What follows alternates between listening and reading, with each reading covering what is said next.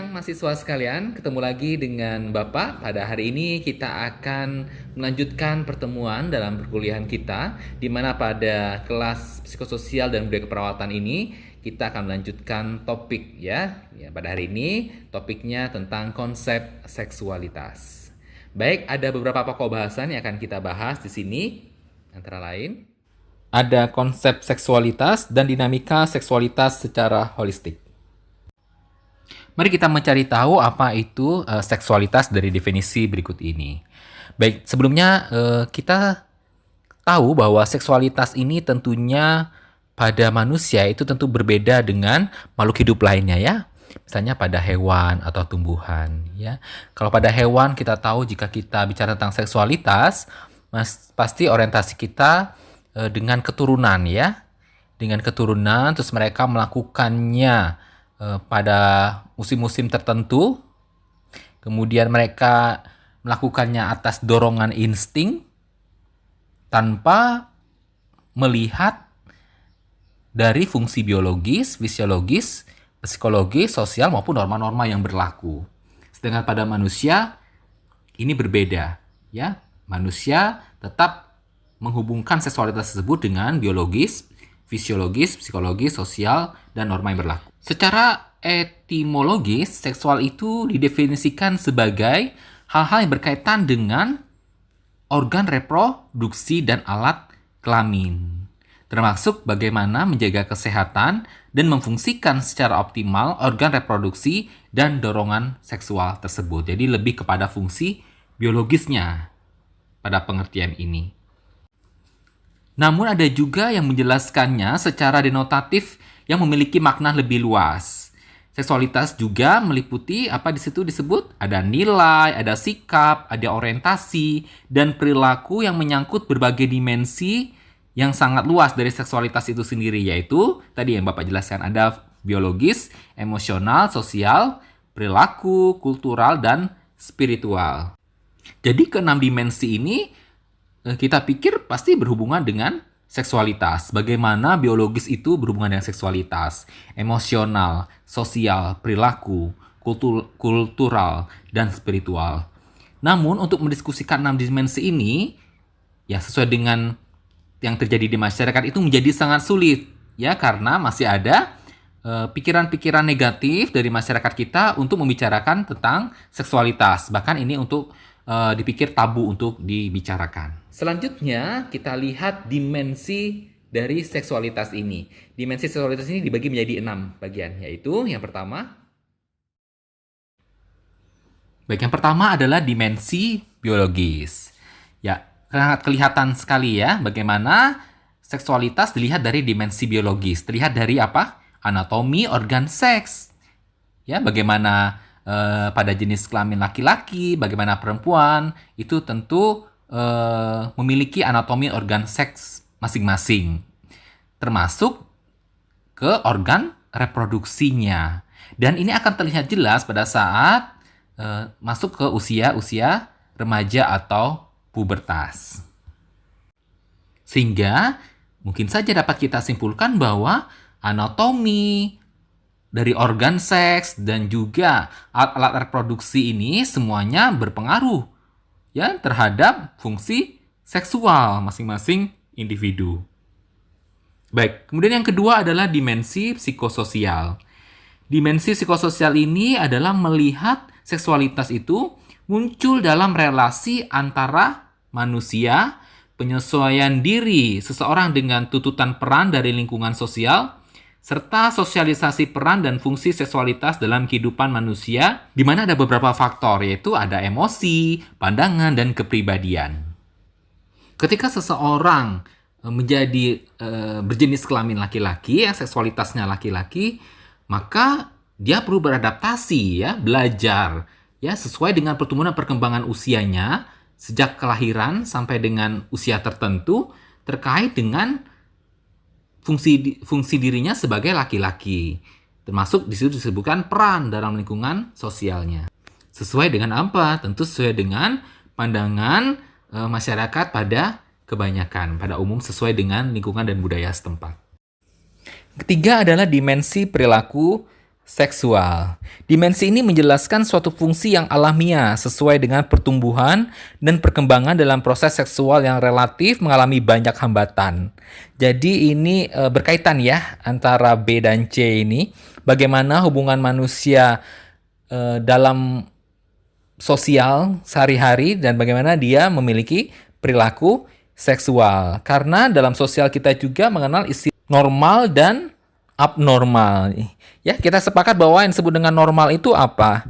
Jika ya seksual yang ada pada dirinya itu membuat dirinya merasa nyaman, sedangkan yang abnormal tentu yang bersangkutan akan merasa tidak nyaman, berbeda atau ganjil terhadap seksual yang dimilikinya. Dimensi yang keempat adalah dimensi klinis. Dimensi klinis ini meliputi masalah fisik ya, seperti penyakit, trauma, atau obat-obatan yang dapat mengganggu fungsi reproduksi dan reaksi seksual. Ada juga selain masalah fisik, juga masalah psikologis. Misalnya, secara klinis dia mengalami cemas, kemudian ada perasaan bersalah, mengalami depresi, atau konflik ya, termasuk penyakit-penyakit gangguan jiwa lainnya, yang tentu akan mempengaruhi hubungan pribadi tersebut terhadap kehidupan seksualitasnya.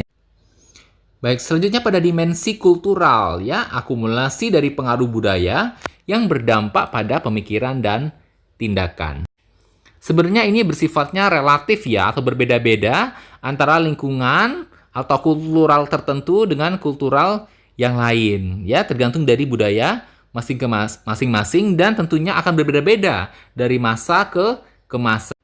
Dulu mungkin anak-anak kita, anak-anak kecil itu sungkan untuk menyampaikan keluhan jika masalahnya itu ada di seputaran organ reproduksi, mungkin ya ada di kelamin, seperti itu. Tapi anak-anak yang sekarang mungkin lebih terbuka lagi kepada orang tua, mau menceritakan apapun yang terkait dengan seksualitas kepada orang tuanya. Nah, itulah contoh bahwa pandangan atau dimensi kultural ini berbeda ya dari masa ke masa. Selanjutnya adalah spiritualitas. Dimensi ini meliputi akumulasi ya dari dampak pemahaman dan pemikiran yang seringkali memiliki dampak positif terhadap konsep seksualitas. Karena pada hakikatnya setiap agama tentu menjunjung tinggi tentang seksualitas itu. Namun, asalkan manusia tetap memperhatikan nilai-nilai ya, saling menghormati antar manusia maupun tanggung jawab. Bagaimana setiap manusia itu mampu mengelola seksualitasnya dengan baik sesuai dengan ajaran agama yang dianutnya masing-masing.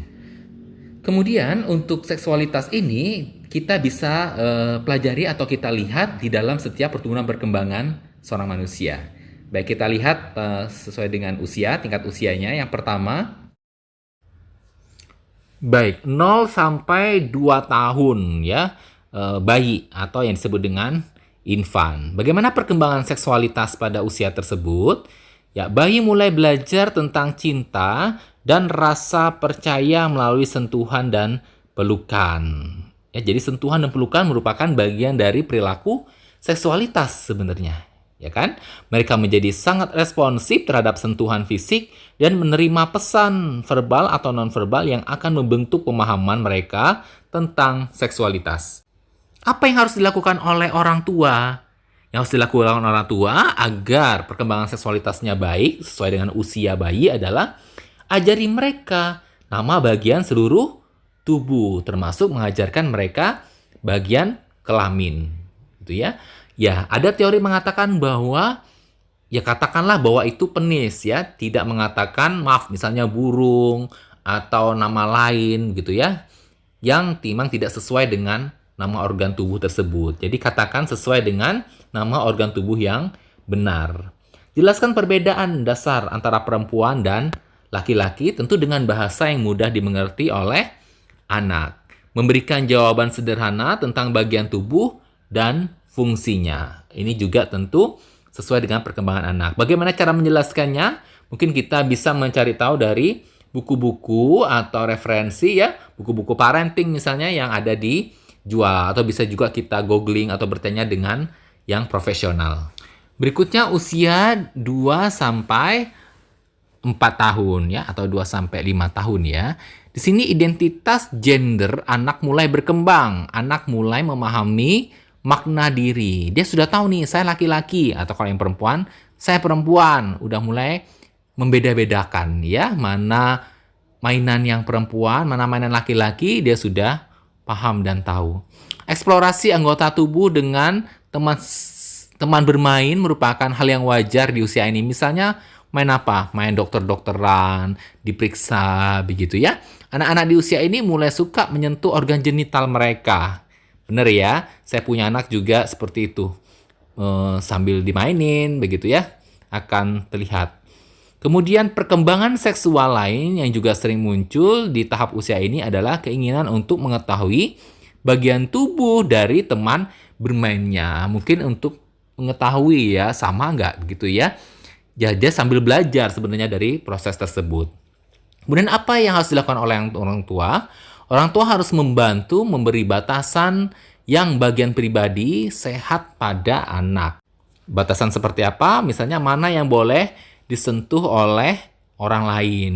Mana yang boleh hanya disentuh oleh mamanya saja. Mana yang boleh mama dan papanya. Mana yang boleh orang lain, itu kan harus diajarkan. Ya, ada Bapak Ibu bisa cari pelajaran atau diskusi tentang ini ya. Jelaskan sentuhan yang boleh dan tidak boleh ya. Ini contohnya, pelukan ibu dan ayah adalah boleh dan tidak apa-apa. Tapi menyentuh bagian pribadi dan tidak diinginkan tetap tidak boleh. Berikutnya adalah 5-7 tahun. Anak-anak di usia ini mulai membangun fondasi identitas gender. Mereka mengeksplorasi peran orang dewasa dengan melakukan permainan ganti peran. Misalnya bermain rumah-rumahan ya, dengan masing-masing anak bergantian memainkan peran yang berbeda. Ya, ada yang berperan sebagai bapak, ada yang berperan sebagai ibu, ada yang menjadi anak-anak. Nah, ini mereka dalam proses belajar. Di tahap ini, anak-anak cenderung mencari hubungan yang lebih kuat dengan orang tua yang sesama jenis.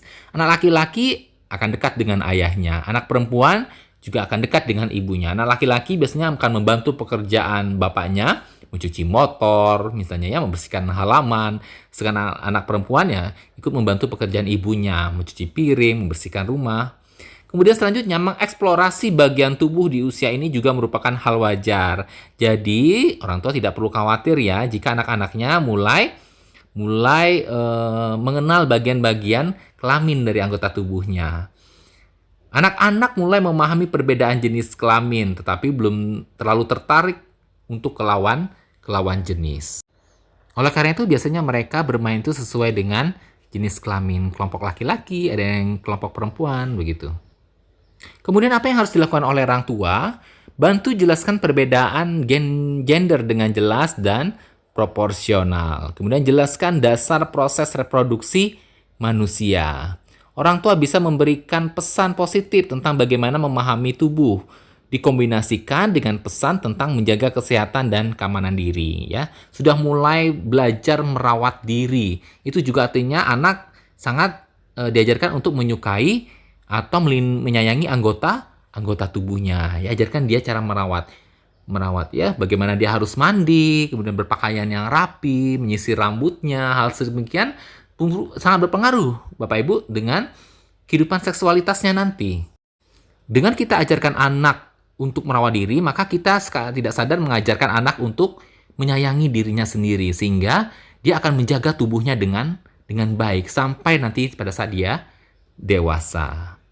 Kemudian mulai bicara tentang persiapan perubahan fisik yang akan terjadi di pubertas. Ini supaya anak tidak stres ya. Jelaskan kepada anak bahwa kalau yang laki-laki nanti suaranya akan berubah.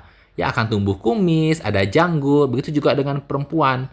Ada menstruasi namanya, kemudian ada perubahan bentuk tubuh. Ya, seperti itu harus dijelaskan kepada anak dan langsung aja diberikan contoh yang sederhana ya dari orang-orang dewasa yang ada, dari orang tuanya ya. Kemudian jelaskan bahwa menyentuh tubuh pribadi adalah kegiatan yang tidak dilakukan di tempat publik. Maaf, misalnya buang air kecil tidak boleh lagi sembarangan di usia segini. Jadi harus pada tempat yang sudah disediakan semestinya. Berikutnya usia 8 sampai 10 tahun. Pada usia ini, anak mulai merasakan perubahan fisik menjelang pubertas. Perasaan ini bisa positif atau negatif ya. Kalau negatif misalnya ada rasa bersalah, bingung, ataupun malu. Ya, muncul ini sering pada anak-anak di usia segini ya. Maka dari itu, peran peer group atau teman sebaya bisa meningkatkan pengaruh terhadap gambaran diri anak atau image diri anak ya. Anak juga cenderung lebih suka berteman dengan teman sesama jenis. Beberapa anak di usia ini mulai melakukan masturbasi. Anak-anak mulai memisahkan diri dari orang tua, apalagi zaman sekarang ya. Mereka tahunya lebih cepat dan juga secara fisik juga pertumbuhan perkembangannya lebih awal ya dibandingkan zaman bapak dulu misalnya. Sehingga apa yang harus dilakukan oleh orang tua pada usia ini? Mulai memberikan informasi mengenai perubahan fisik, psikis, dan sosial mengenai pubertas ya, seperti yang sudah Bapak jelaskan tadi.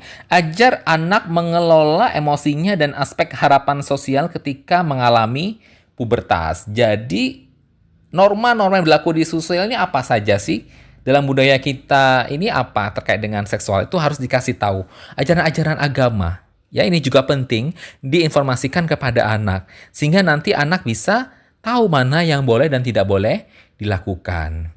Berikan informasi dasar mengenai perilaku seksual dan problem seksual sesuai dengan kemampuan pemahamannya. Ajari tentang kewajiban dan hak dalam persahabatan atau relasi. Kemudian ajari untuk membedakan relasi yang sehat dan tidak sehat. Ini batasan-batasan dalam pergaulan. Ajak bicara kritis tentang apa yang nyata dan tidak nyata mengenai gambaran seksual di media. Ya tentu mereka pernah melihat, kita tidak tahu ya. Nah ini bisa didiskusikan. Minta anak untuk terbuka menceritakan, kemudian respon orang tua dengan tetap tenang tentunya menjelaskan sesuai dengan pemahaman mereka. Berikutnya usia 11 sampai 19 ya, disebut dengan usia remaja atau adolescence. Produksi hormon seks menyebabkan muncul perubahan fisik dan emosi anak. Termasuk muncul nih ciri-ciri seksualnya sekunder ya, seperti tumbuh rambut pada kemaluan, pada yang perempuan payudaranya sudah mulai membesar, perubahan bentuk tubuh sudah mulai berubah gitu ya. Ketertarikan yang lebih besar terhadap seksualitas seperti anak-anak remaja yang mulai mengalami fantasi seksual sebagai sebuah cara untuk menyiapkan diri memahami peran seksual mereka. Mulai mengakses media, ada game, video, TV, internet, karena biasanya mereka penasaran tentang apa seksualitas ya. Kemudian mulai membutuhkan privasi, tidak lagi berpakaian di depan orang, mulai menunjukkan ketertarikan seksual dengan anak seusianya yang lawan jenis begitu ya. Sedangkan apa yang harus dilakukan oleh orang tua, ajari bahwa pelecehan seksual bisa terjadi dengan sentuhan dan tanpa sentuhan. Pemahamannya kita berikan yang lebih luas lagi. Ajari bagaimana mengetahui dan menghindari situasi yang beresiko, di mana anak bisa minta tolong atau bantuan jika terjadi sesuatu hal misalnya ya. Ajari batasan atau aturan pacaran atau aturan berkencan. Nah ini juga kita jelaskan kepada anak. Ajari keamanan dan keselamatan dalam menggunakan dan berinteraksi di media sosial. Ajari pengelolaan seksualitas serta kesehatan reproduksi. Ya, saya pikir kalian sudah paham ya semuanya. Baik, kita lanjut. Sehingga untuk seksualitas ini bisa dibagi menjadi beberapa tahapan pertumbuhan perkembangan. Yang pertama adalah fase oral. Kita lihat pada slide.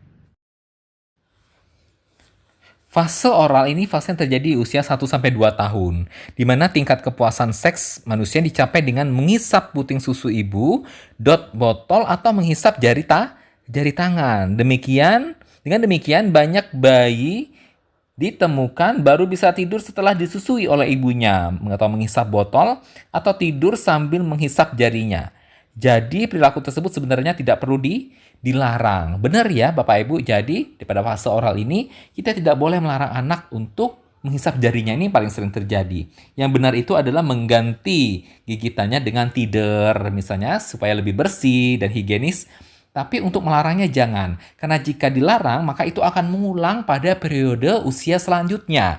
Ya, jika dia tidak usia bayi 1-2 tahun tidak tercapai, maka dia akan menghisap jari lagi pada usia misalnya 6-12 tahun. Masih SD suka isap jempol misalnya, atau menggigit-gigit barang. Itu artinya fase oral yang belum terpuaskan pada saat usia 1-2 tahun. Bahkan ada beberapa hasil penelitian mengatakan bahwa anak usia fase oral yang tidak tercapai atau tidak terpuaskan di usianya pada fase oral ini akan berdampak pada usia dewasa. Oke, 1-2 tahun tidak tercapai, selanjutnya tidak tercapai, 6-12 tidak tercapai karena dilarang, dimarahin, ya. Akhirnya di usia dewasanya maka anak tersebut akan tetap ingin memuaskan oralnya dengan cara misalnya minum minuman alkohol, kemudian menggunakan narkoba atau hal-hal negatif lainnya. Karena secara psikologis kepuasan tertentu itu harus tercapai. Jika tidak tercapai, maka dia akan kejar itu pada periode usia-usia selanjutnya. Baik, berikutnya adalah tahap anal. Pada tahap anal, kepuasan seks manusia didapat melalui apa? Rangsangan anus pada saat dia buang air besar, di mana saat usia 3-4 tahun, anak biasanya ditemui sering duduk lama di toilet, sehingga kepuasannya tercapai. Baik, yang ketiga adalah tahap falik, yaitu tahapan pertumbuhan dan perkembangan seks manusia ini terjadi saat seorang berusia 4-6 tahun dengan jalan anak mempermainkan alat kemaluannya sendiri. Ya, yang keempat adalah tahap laten. Tahap ini terjadi sekitar umur 6-12 tahun, di mana tingkah laku seksual seolah-olah terbenam, karena mungkin anak lebih banyak bermain. Pada usia ini, anak-anak normalnya sudah mulai masuk sekolah, mulai timbul ketertarikan dengan lawan jenis, dan harus mengerjakan pekerjaan rumah atau PR. Mereka pada akhirnya cepat lelah dan lekas tertidur untuk siap bangun pagi, lalu pergi ke sekolah lagi. Yang terakhir adalah tahap genital. Tahap seksual ini pada umumnya terjadi pada usia sekitar 12-15 tahun atau remaja ya, bisa 11-19 tahun. Tanda seks sekunder mulai berkembang dan keinginan seks dalam bentuk libido atau yang kita sebut dengan nafsu syahwat ya, mulai tampak dan terus berlangsung sampai mencapai usia lanjut. Tanda-tanda yang muncul misalnya ada suara yang menjadi lebih besar, berubah ya. Kemudian tubuh remaja mulai beralih dari tubuh anak-anak menjadi tubuh orang dewasa dengan ada ciri tertentu yang menunjukkan kematangan. Kemudian pertambahan tinggi dan berat badan ya, tumbuh tulang dan otot, organ seksual juga, ada fungsi reproduksi, artinya secara fisik mereka berubah. Semua struktur organ tubuh juga semakin sempurna, di mana fungsi kognitif, psikomotor, termasuk keinginan, ingin dipuji ya, terutama ya, mulai muncul. Keinginan bercumbu dan dicumbu pun sudah mulai tampak. Makanya pada tahap ini termasuk masa yang berbahaya sesungguhnya, sehingga perlu perhatian khusus atau ekstra dari orang lain, terutama orang tua dan orang-orang yang ada di sekitar. Baik, demikian kelas kita pada siang hari ini. Semoga yang Bapak jelaskan semuanya bisa dipahami oleh kalian dan juga nanti lewat tugas-tugas yang diberikan itu bisa lebih optimal lagi dalam memahami konsep tentang seksualitas. Sampai ketemu pada kelas minggu depan. Salam sukses, sehat selalu. Sampai jumpa.